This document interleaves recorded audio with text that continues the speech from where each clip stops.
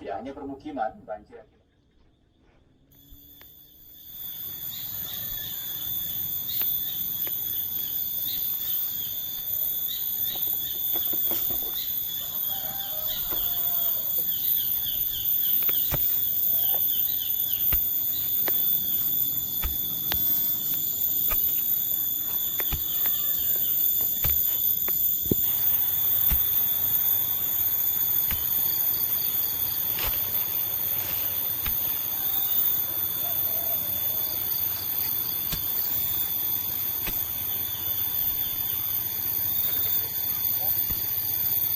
Jangan bakar lu, masuk kentang lu.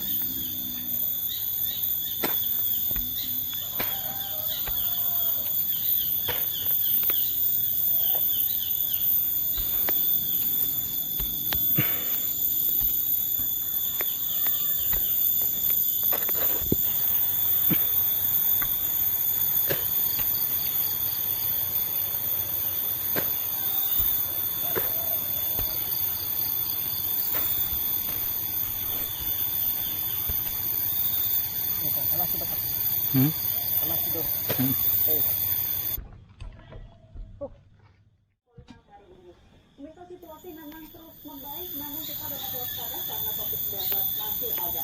Selalu pakai masker saat beraktivitas di dalam ruangan.